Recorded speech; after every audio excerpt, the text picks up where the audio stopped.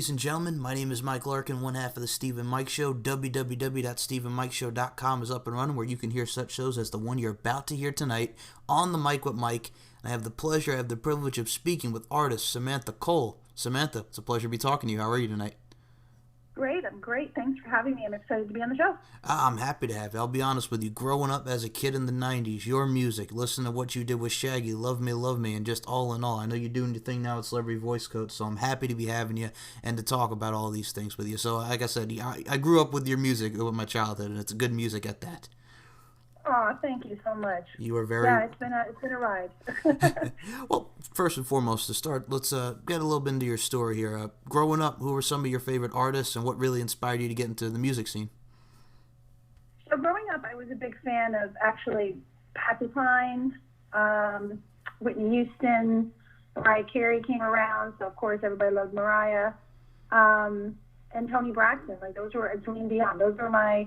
But I have to say that it all started with Bette Midler, which is kind of a strange one. But when I was 12, I wrote her a letter because I was like a big fan, and she never wrote me back, so I was sad. But Bette Midler was amazing, and so she kind of started it, and then it was like the Patsy, and then the rest came. But yeah, I loved to sing, and I was always singing and trying to be the loudest one in chorus, and my parents said I sounded like a dying cat, so I think it took a while for them to realize that people would come up and say, "Oh, your daughter has a really nice voice" and stuff. So it took a minute for me to find my own, but by being in school choruses and stuff, I got better, and it started to become like a really noticeable thing that I was singing and I wanted to sing, and people thought I was pretty good. So I started voice lessons at 12, and that's kind of where it all started. Well, I gotta tell you, you mentioned Bette Midler is great. I mean, Bette Midler, we just celebrated the anniversary of Hocus Pocus, one of the great movies. Mm-hmm. And I mean, you look at Bette Midler, some would say that's odd, but that's actually a great influence. And you mentioned Mariah Whitney at the time. I mean, when you came out, I believe the first album was in '97. You had Mariah doing her thing with songs like Honey. You had Whitney Houston right. talk about it's not right, but it's okay. I'm gonna make it anyway. My love is your love, the whole nine. So I mean, right. Look at where you were in the late '90s. You're signed to Universal Records. Again, that's got to be a dream come true for you, because I re-listened to that first album, and my God, that was a great album. That was a great album.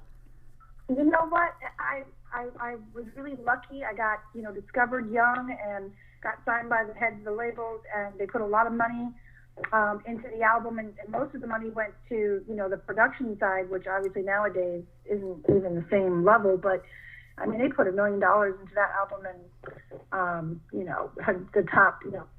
I worked with everybody on that album. I worked with Nile Rodgers, David Foster, Rhett Lawrence, Diane Warren. I mean, they had me in a room writing with the top writers.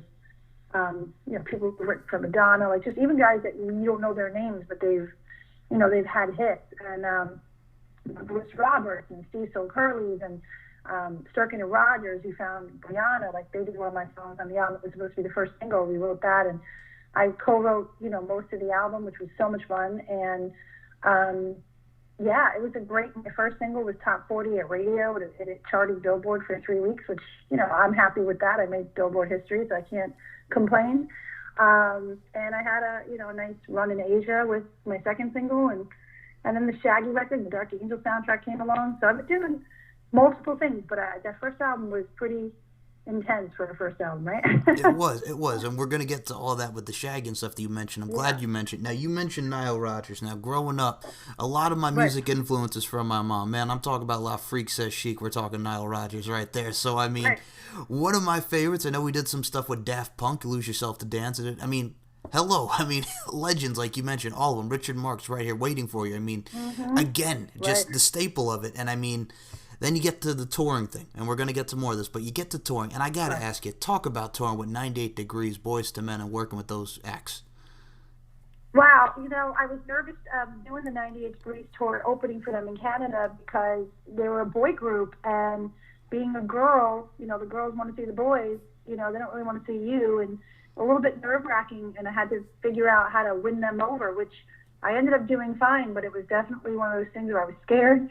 Like, what if they get up there and they boo me because they want to see 98 Degrees? But no, it was great. They're great guys, and I got to do that in Canada, so that was pretty awesome. And I got to write with Boyz II Men for my second album, which was supposed to be on Warner. And that was just, I wrote with Robin Thicke. I mean, I wrote with like Deborah Cox. Like, I mean, the people that I've been in the room with, it's been pretty crazy. Screwface, Jack Knight writes for Puffy and J-Lo. And I mean, these people have had records and like, stuff that you don't even realize they had, So I was very lucky to learn from all these people. I think what's great about it is you mention a lot of artists that a lot of people forget. I mean, Deborah Cox, hello, how did you get here? Nobody's supposed to be here. And you're working, and you're doing 98 Degrees, and I mean, this is the pop, the Backstreet Boys, NSYNC, 98 Degrees. When you think of boy bands in the 90s, those are the top three. And I mean, when you were around that time and you look at these careers, I mean, Boyz II Men, like you mentioned, your second album. Later on, they had songs like Pass You By and The Color of Love. 98 Degrees around that time. Right. You had The Invisible Man, The Hardest Thing, I Do Cherish You. List goes on and on. So, again, you're opening for the boy bands. And, I mean, you mentioned Canada and opening in Canada. Do you have, because I know you've performed a lot of spots, do you have a favorite place to perform? Any city or a town, anything like that? I got to say that over in my favorite place was the Philippines. And it sounds crazy, but they are just the most amazing, warm, loving fans, like the most appreciative. I mean, they live and breathe music like it's their life. It's not just, hey, I'm supposed to like this person because they're cool. Like they literally, they survive by music. So, I mean, going over there and seeing like how genuine they were, it's really nice to see. I mean, it shows you that they were raised with it to get through the hard times and stuff. And you come over here with, some of the American kids that are just following the fads and it's not really in their heart, they're just, hey, that's the cool record, I'm supposed to like it. And there was a big difference with the fan base over there. The fans are cool here too, but I'm saying I saw more loyalty and more heart and appreciativeness. They were crying, like boys crying to love songs. I mean, you don't see that here. I mean, they're doing it, but they're not showing us. Okay, and I can agree totally with it. I mean, you look at like the Philippines and overseas, very passionate people with all facets, whether it be music, whatever sport it is. All right, now you and I are fellow New Yorkers. I'm Long Island, New York. I'm East Islip. I'm suburbs. I know you're a fellow New Yorker as well. What part of New York are you? Just so I can. So I'm from Southampton, so Long Island, basically. Okay. And, so Hampton girl. Okay, so well, you know where I'm going with this. So I mean, we're both Long Islanders, and we both can see. I mean, people react, but it's kind of like, okay, you react, but it's not when you go over here. It's like, damn. So it's different, and like I said, like it's also like, I feel like if you're not raised like in love with music, like you're not going to be like that. If you're not around it, or maybe it wasn't in your family too much. Like some families, like music's part of every day. That comes on every day. They put the radio on, they dance, and they have music on the background. It just depends on the background, but I think it's, you can definitely see that in the countries where they struggle, they use music as a way to get away from what's going on. The poor and the struggles. I saw mothers and kids walking miles from the grocery store, and they would stop the car and try to sell necklaces. They're 4 years old just to make money. So it was really crazy to see a whole different side of the world, Definitely not something that we obviously have it here, but it's not something I had seen before.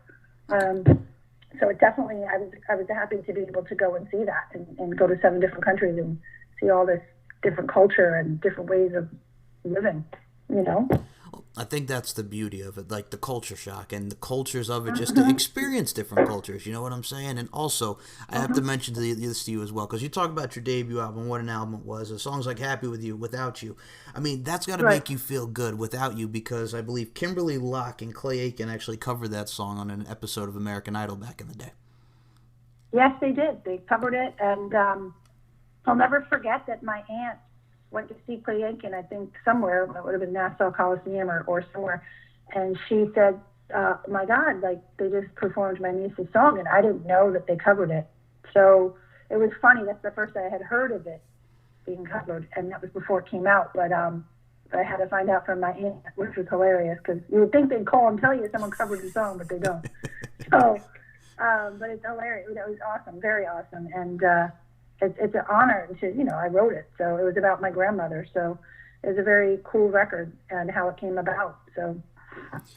You're gonna get me in the feels on that because not too long ago I actually lost my grandmother, so I could actually relate to that. Oh, that's okay, but no, I can relate to that. But I can tell because I think that's what's great about music is like I'm an eclectic dude. I love everything, but writing a song that's very that symbolizes and it's about family and it means something. You like that song and it's a beautiful song. Again, you really encompassed a lot in it. No, that was, I'd say, one of the best ones I had written, especially for that. It was the best song on the album, and there was other great ones, but that was everybody's favorite.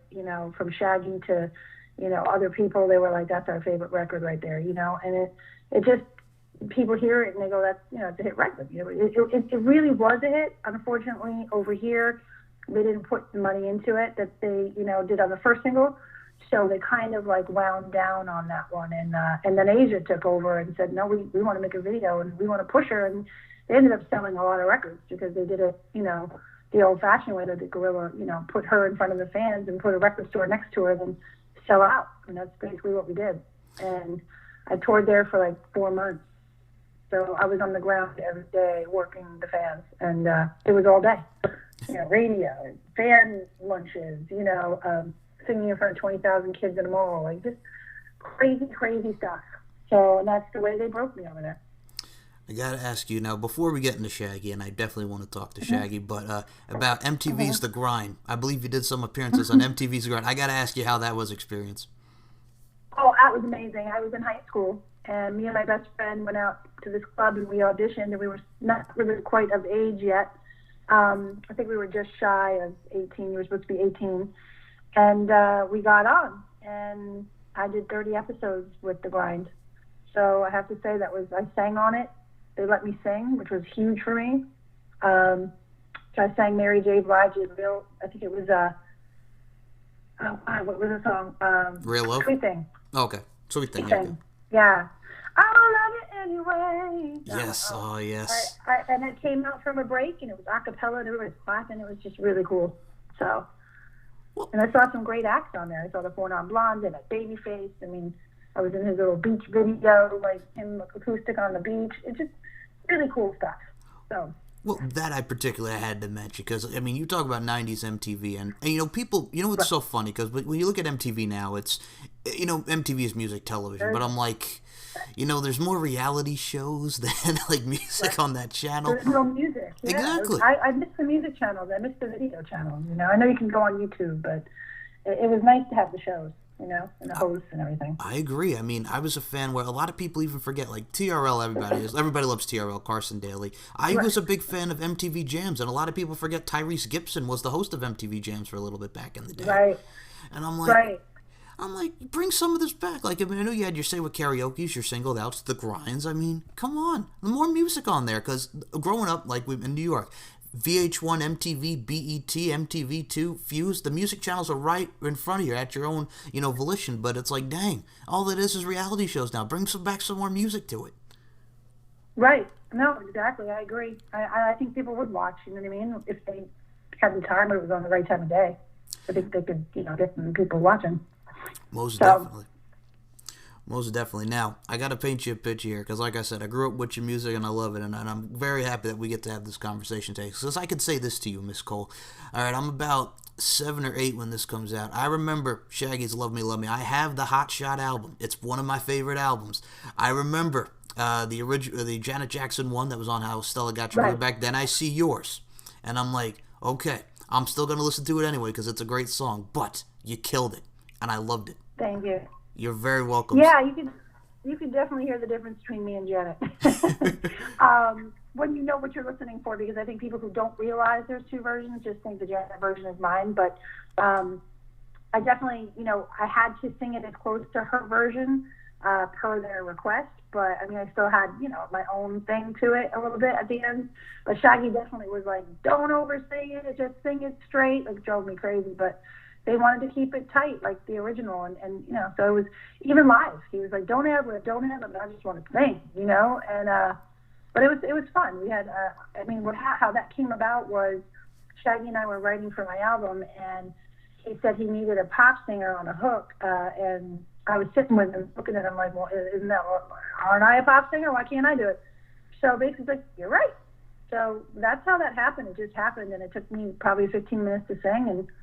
And I didn't know that it was going to be a single off of this album, and it ended up being their European and Canadian single, which we had top 5. And I mean, we did Top of the Pops, which is a huge show in the UK, and flew to Spain and Canada. We shot the video. It was huge in Canada. And obviously, XM Radios plays the crap out of it still here. I mean, it's a big record, and the video was fun. And I mean, I have to say, it was definitely not planned. So that's what was cool about it. And I gotta say, I loved your version of the video. Y'all are dancing together. You're sitting in the room. You're hitting your notes and just, the "Ooh, boy, I love you so." I can't do it justice because you're the singer there. I'm not. But I gotta say, I loved it. I really did. And you know what's great about it too is you're welcome. And I mean that album, that song, Angel. It wasn't me. And that album was amazing. I mean, that was one of his best. It was. He had been dropped from MCA, and he was down in the dumps, and he had no label for like almost 2 years. And that's when I was writing with him, and then he wrote that album in the worst part of his career. And you know what? It turned right around for him after that. So he broke his own record, and then everybody wanted to mess with him then, obviously, because he broke his record out of Hawaii. And they flew themselves out there. And some radio guy just played it, and it just blew up. And then he got this huge deal and sold 12 million. I mean, just a pretty crazy story. And a lot of people don't know a lot about Shaggy, how many records he's really had. He just keeps touring, and he keeps, he's a hard worker. He writes every day. Like he'll write 10 versions of one song. I mean, he's a worker. So. I'm not gonna lie. When I was a kid, I just used to love every time it would come up. Because like I mentioned, I love Shaggy's work, and Hot Shot was a great album, like we're talking about here. But every time I'd hear Mr. Lover Lover, I'm like, yes. I'm like, yeah. All right. Here's the thing. I got a lot of Sirius. I got a lot of 90s on 9. I got Pop 2K. I got a lot of Sirius XM on my radio. But I gotta say, listening to the WBLI 106.1 BLI countdown as a kid, and listening to that song be on the top 10s like almost every Friday is one of the great feelings. I used to, and I love it because that was good times for me. Just, it's the simpler times because as you get older. But when you're a kid, let me put on the radio station because you know why Friday? I want to listen to me some top 10 countdown. It was always there. And it was just good times. Mm-hmm. I agree. Ugh. It was a big deal. It was. Well, you also have got to feel honored because, I mean, this is 18 years later. So we're in 2018 and we're still talking about love me, your career. And, I mean, you got to be blessed. You know what? I feel like I have had so much success.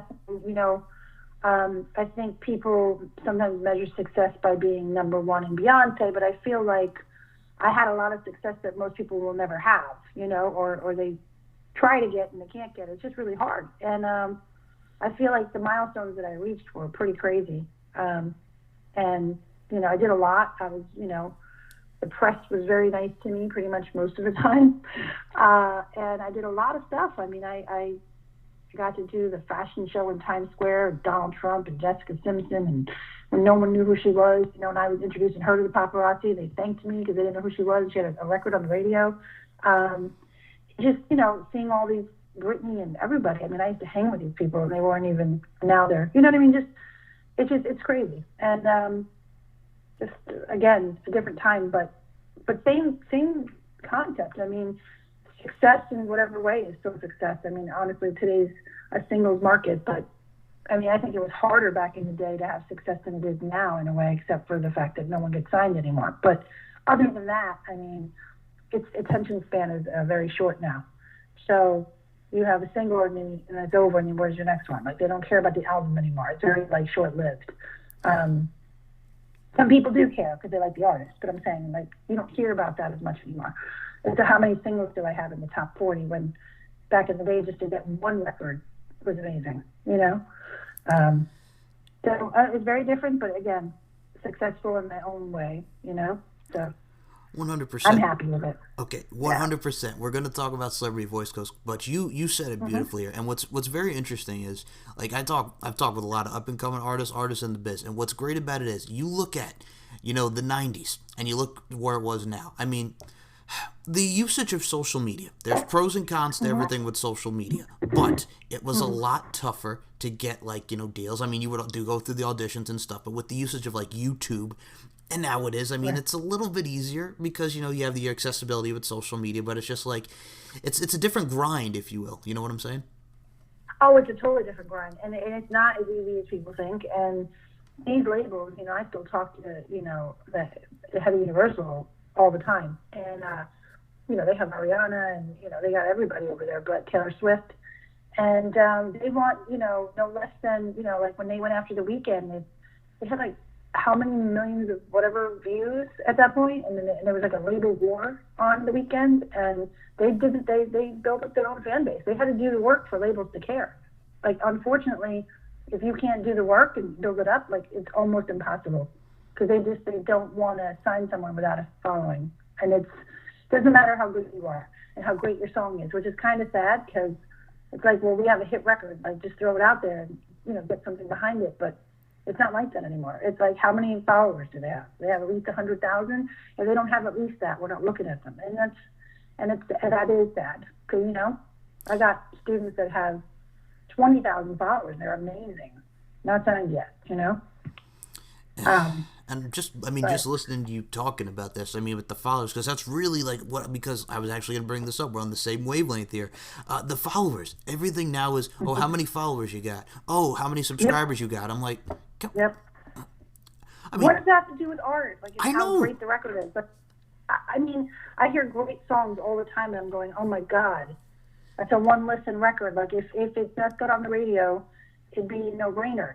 But it can't get on the radio because you have to have all this money behind it from a label, and it's just, the whole thing is, it's you do the work and then we'll just take all your money and we'll put it out. But that's basically what they do now, is the 360 deals, and they have a piece of everything now. Back in the day, they didn't do that.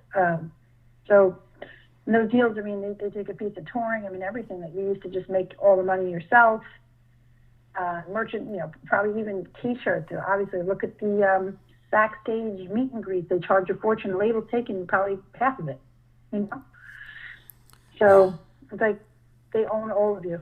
And it's then you have to do all the work to get them to sign you. So it's a little different. There's no artist development anymore, and they don't want to hold anybody's hand. They don't want to do that. So. I'll give you one more prime example, and you can actually relate to this because, like I mentioned, we're both Long Islanders, and it's very popular at Jones Beach. Back in the day, my dad, my mom, my parents, we used to go to the winter jams, the summer jams, which I know they're still doing the summer jams. I believe they're still doing the winter jams as well, correct? Right. Okay. Yeah, no, they do it. Okay. Here's the thing. When I was watching groups like No Authority, who just came in, they were on the pop side of things. They lasted very briefly, but they had that one hit, Can I Get Your Number, Hit Me With the 7 Digits. And you're watching people like Daniel Bedingfield, I Gotta Get Through This. And you're watching all these artists, and Britney, I think, was even one of them. Because if you actually look at it, look at your time. Samantha Cole, Britney Spears, Jennifer Lopez, Christina Aguilera, Mandy Moore. The female star power in the 90s was incredible. It really was incredible. Oh, yeah. And I'm grouping you with that because, like I said, you did your thing. You have a beautiful voice, and you continue to do your thing. You're welcome. I mean that with the utmost sincerity and respect. But Summer Jam, Winter Jam, it's so funny because I'm thinking about it as a kid, and I look at who's on Summer Jam and Winter Jam right now, and I'm kind of like I said, I don't know if this is growing up in the 90s, and I know a lot of people can do it growing up in their respective eras, but it's just yeah, it's not the same because it goes back to social media, the following, the YouTube subscribers, and this, and I'm like... artists, man. But I just wanted to quote that into it because we're both Long Islanders and, the Jones Beach thing. Because I know we just had another summer jam. They're going to do another winter jam. So I figured we'd tie that into it. Right. No, you're completely right. I've been to a couple of those, in the last couple of years. I went to the BLI with Shaggy, and, it was Meghan Trainor, Fifth Harmony, Charlie Puth. A lot of good acts. I'm just saying, but then there were some that I was who? I don't even know who they are. It's the radio shows are fun. I say they are fun. Okay. Now we're going to talk about something else that's fun. You're doing your thing, and I love that we're going to talk about this. We're going to talk about Celebrity Voice Coach. Tell us how that came into fruition. And just because I'm seeing you doing all your thing with Celebrity Voice Coach, I think it's great what you're doing with your students and just bring it foreseeing and foreshadowing the future with a lot of great up and coming artists. So talk about how did Celebrity Voice Coach come into fruition. Wow. Well, a bunch of years ago, I decided that I had been asked a couple times if I would coach or teach singing to some people's kids. And back in the day when I had 5 album deals that, only one album came out. So I was pretty burnt. And I just was like, no, I'm not really feeling that right now. Like, I'm not really like on the singing. I needed a break. And I took a couple of years where it was not about singing. And then I was actually pregnant with my first son, my first kid, my son. And then someone was asking me to teach their kid. And I was just like not in the mood at all. And then after I had him, I think he was like 3 or 4 months old, I had decided that, let me something made me go, I'll give it a try. Let me see if there's people that would need it, or if anybody's really looking for something like this or whatever. I don't know how I'm going to feel about it. I might hate it. I was kind of very negative about music at the time. And I remember that I just put a few ads out, and I started pretty slow, and just paper, internet. And I remember I got my first student. I was super nervous, and he was in his 50s, and I used to go to people's houses in the beginning. And but I ended up leaving like with the, I don't know how to say it, but I mean, I had such a good time, and I didn't feel like it was work at all, which music doesn't feel like work. And I was so like, it just brought back all my music, like the love of music. And I knew there that I was like, this is great. I love this. This is like the same thing as, singing would do, or writing a song. All the feelings came back, which I have to say that I owe it to my students, or I wouldn't be doing music anymore. So it really is because of them that I even came back. So it's been quite a ride, and I figured that I wanted to give back. Like, what do I do with all these years of experience? Like, I can't just like let it, like, okay, that's it, I'm done. Like, it didn't really work like that. So I'm like, what could I do with it besides try to be number one in Beyonce, right? So I'm like, let me give back. How is this going to work? But I feel like I made the right choice by giving it a try, and it took off. And I mean, I've been doing it almost it'll be my 8th year in January. 7 or 8 years now, almost.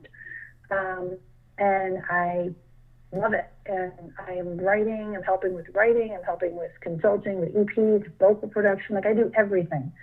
And it's all stuff that I have experience in my career, and I'm giving it back to everybody. So it's been interesting and fun and rewarding, and I love it. I mean, I love what I do. So it's not even work. It's creative. It's fun.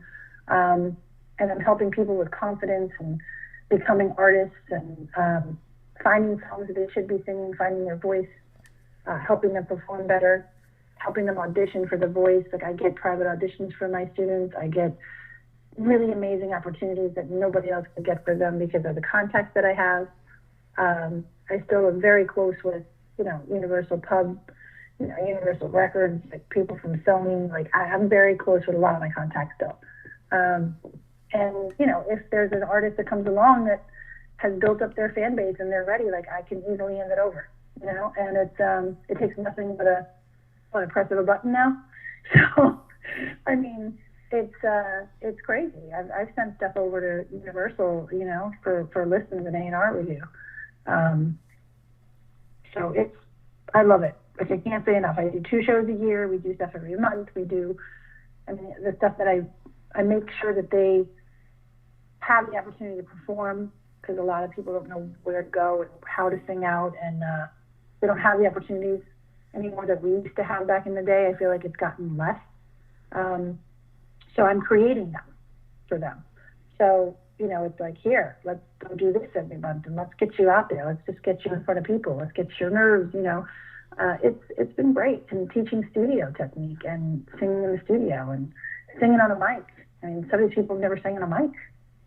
So I get to do all the fun stuff and, give back, which is great. So I'm happy. It's a good thing. I think what's great about it is, too, after talking to you and just talking to you even before we come on, you love what you do, you're very passionate about what you do, and you just want to see people succeed, and I dig that. And because here's the thing with the world now, Unfortunately, there's a lot of negativity and a lot of foolishness that goes into it. But if you could bring some love, you could bring some positivity in that world, and it help, inspire and just, enlighten people. I mean, I think that's great, and I love what you're doing. No, I do. I love it. And the one thing that I think that when people come back and thank me or write something about, me as their coach, and like I'm not expecting them to say it or whatever, because they've been with me for 6 years, right? But every now and then there's some appreciation for what I do, which is nice to get, and to hear what it's done for them out of their mouth is nice, because I might not know what I did for them. You know what I mean? There might be part of that I didn't even know I did that.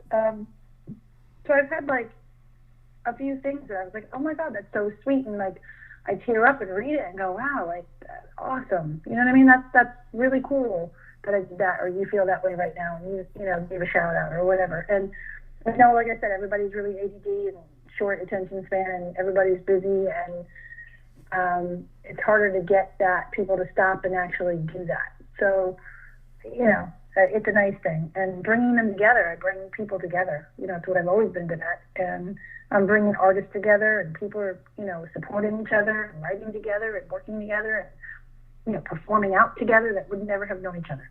So I'm doing a lot of that too, which I feel is like really important, So.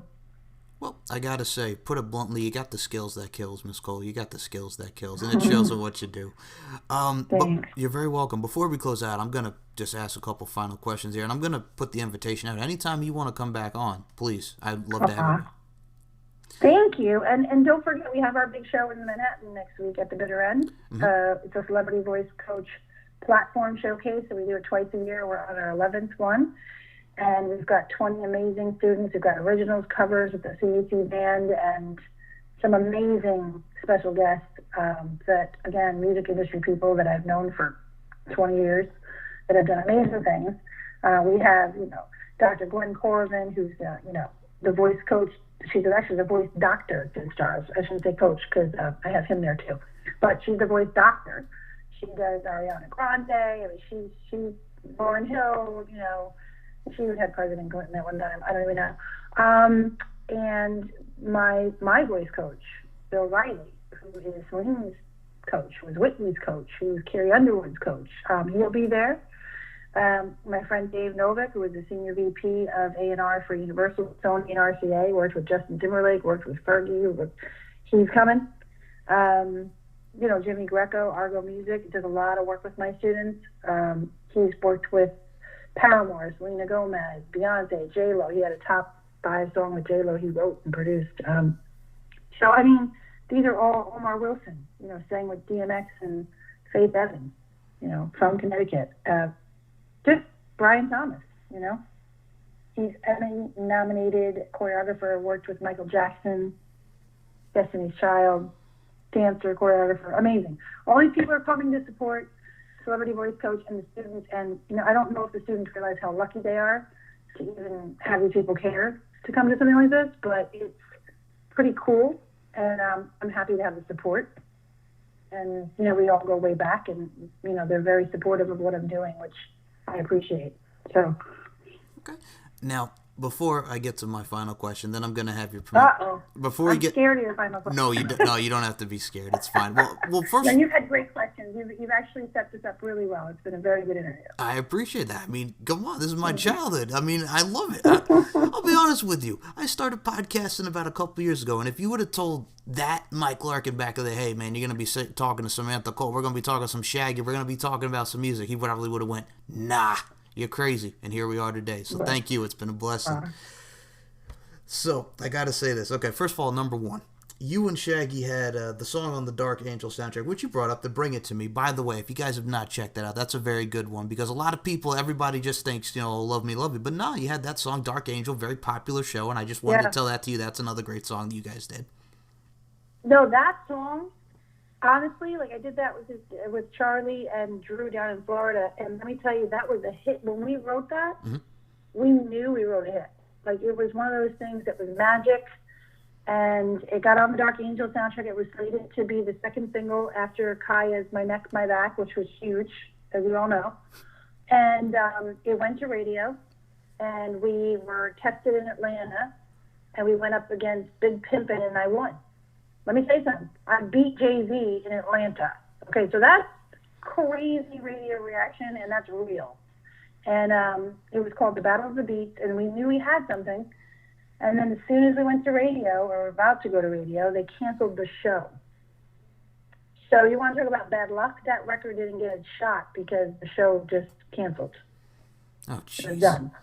So you know what? Unfairly, that song didn't get the right. It would have been huge if it had the momentum still of the show, and it had reaction out the gate. And then they pulled it back because they were like, "We're not going to go spend money on a show that's canceled." So they stopped promoting the singles. Yeah, and that's the story behind that. And let me tell you, I still that song to this day. It's such a one listen record, and they had a remix on there too. I had 2 tracks on that album. And I gotta say this: Jay-Z has 99 problems, and one of them is Samantha Cole. And Samantha Cole is one. There you go. I was so excited to win against Jay-Z in Atlanta, like in the South. I'm sorry, but he should have taken that easily. But that song reacted, and then you know who beat me? I think I won for like a couple weeks in a row, and then Kryptonite beat me. 3 Doors Down took you off. Yeah, 3 Doors Down took me off the top. Battle of the Beats. Yeah, it took me out. And I was like, damn, I beat Jay-Z though, so I'm happy. Well, here's the okay. thing. Well, here's the thing. When you mentioned Big Pimpin', that was a big hit for Jay-Z in early 2000. And it was. I love that song. It's one of my favorite Jay-Z songs. Now, you mentioned My Neck, My Back, Kaya. Now, I remember when that came out, and I was a youngin'. Now, I will say this. I remember, I don't know if you recall this. Do you remember when Kaya was on that? And I know listeners will remember this. Do you remember Kaya when she was on that Miss Rap Supreme that they did on VH1? It was like the female version of what the White Rapper show was that was hosted by MC Serch.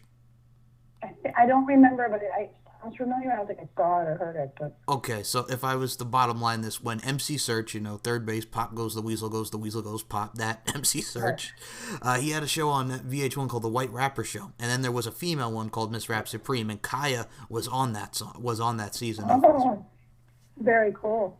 I didn't know that. Yes. Wow. So, I mean, go ahead, you first, I'm sorry. Thank you. No. It was, like I said, that was a huge record. I mean, on the radio back in the day. It was back in the day. Oh, yeah, as soon as you said, back in the day.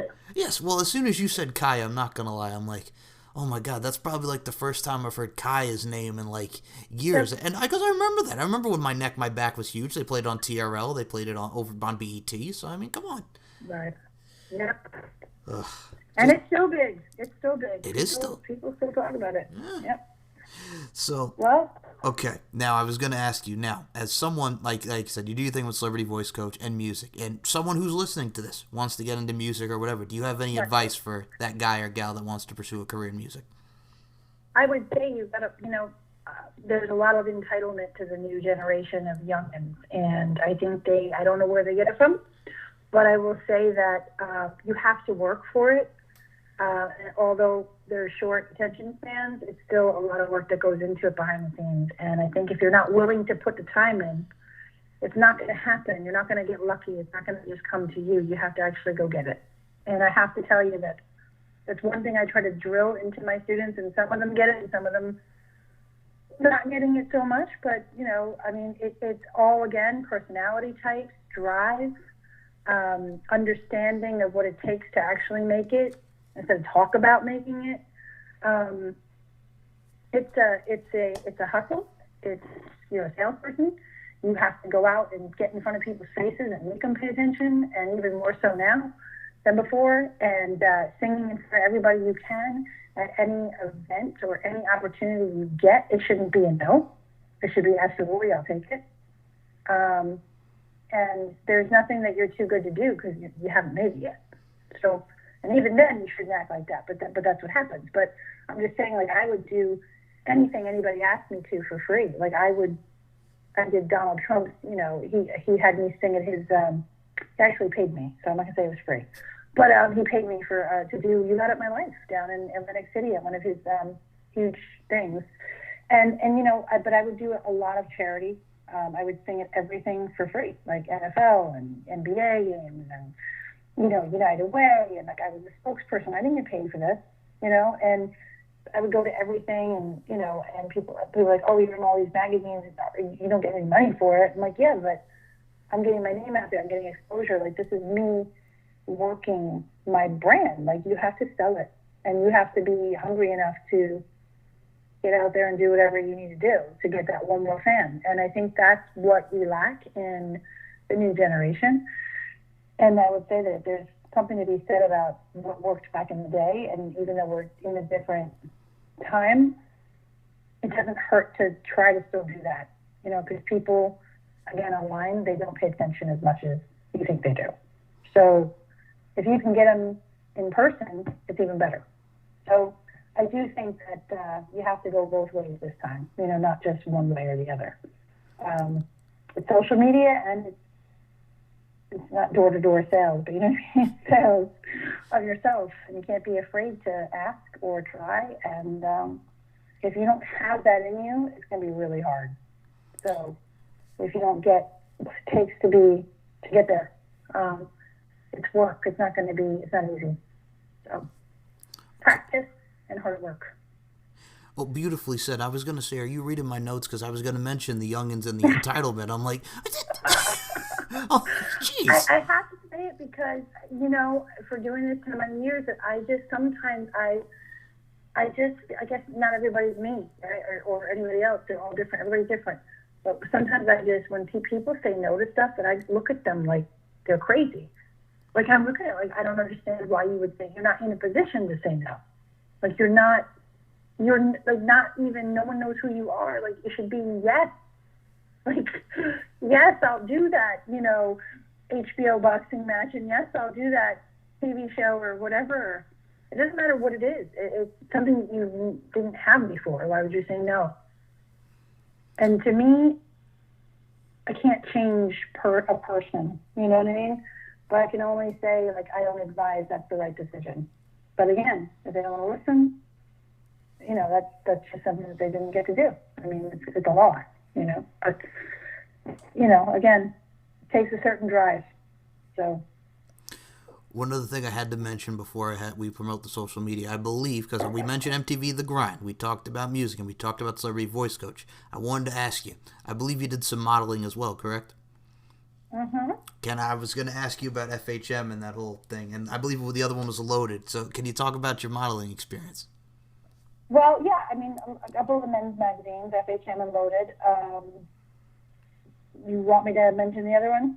Sure, go right ahead. Well, I was curious about this because I'm like, all right, we covered music, but I got to ask you about this modeling thing because I know you did that for a little bit, and I wanted to ask your overall experience. So, yes, please go right ahead.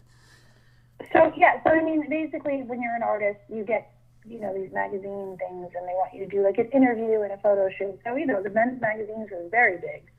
I mean, everybody did the men's magazines, at Beyonce's and everybody. And so I did those, and I mean, I've done so much. I could go on, but I was on the Maury Povich show co-hosting. I did 4 episodes. So I've been on TV co-hosting. I don't know. I mean, there's so much to say, but I've been in People magazine, InStyle magazine. I was in 7 magazines a month. I mean, I was in hair magazines with Christina and Brittany and J-Lo. You know what I mean? So I was in Glamour with Jennifer Aniston. The things that I've accomplished are pretty big, but I don't think, again, like I said today, people don't understand how big it was back in the day. It was big to even get as much exposure as I did without having a #1 record, by the way. Let's just say it didn't have a #1 record, right? So, to get that, some people with top 10 records didn't get that press. So I was very grateful that I was supported by the paparazzi. Well, I will say this. I did want to mention that because I'm like, all right, well, we got music. I got to mention the modeling thing because I'll say this to you right now with the utmost sincerity and respect. You are a beautiful woman. You got a beautiful voice, and you just encapture the greatness that is an artist that is yourself. Right. The men's magazines are a little sexy, but, I mean, and people will say, hey, well, you don't have to do that because you have a voice, or some conservative parents would be like, well, you shouldn't have to do that because you're talented. But at the end of the day, pop music, and there's like you have to have an element of that. It just is what it is, and that's how they market it. And Toni Braxton was naked on that second album, right? On the front with a towel or something on her. And people were like trying to put all these clothes on me, and I'm like, but look at the Spice Girls and look at Toni Braxton. I don't want to be in a kilt and a cowboy boots. Okay. And I want to have the pop image that everybody else has. Like, why do you have to cover it? Why do you have to play me down? Like, I remember the label tried to have me in like a bun with no makeup on. Like, my first photo shoot, I had to squash it $20,000 later and tell them I don't want those images out. Ugh. So, you know, I mean, they were trying to play the looks down, and that was their words. And I was like, but in the era where the Spice Girls just came out and Toni Braxton came out half naked, like, how do you play the looks down? Like, I didn't agree, and so I got my way, and I got on the photo shoot for half the price, and they were like, you should get your way more often. They loved it. I dressed myself, had hair and makeup, and people that I wanted to do it to begin with, and politics will play into that, but I got my way, thank God. And I have those pictures, and let me tell you, it's crazy. It's crazy. You look at them and go, oh God, oh, thank God that didn't come out. Didn't match my music. So it's interesting how you have to listen, but then it's like, all right, I listened and it didn't come out good. Now, can we do what I want to do? Like, well, I gotta say, I remember the cover for your debut album. It was a great cover work, but like you mentioned, Spice Girls. I remember the cover worlds for the Spice Worlds and the Spice of Your Life and all that. And Toni Braxton, I remember Secrets, and I remember The Heat. I remember He Wasn't Man Enough for Me, so I mean, I understand. It was The Secret, was the one that was out at the same time. That was what was on the shelf, and they wanted to put me in a kilt and dress me like Sheryl Crow. Well, I mean, I was like, no. Well, you have a great defense in there, because it's just like, hello, Toni Braxton's doing You're Making Me High, and if you remember the You're Making Me High video, hello, and it's like you want to, I understand, and I mean, don't get me wrong, I love that song, but I mean, and the video, but I understand where you're coming from.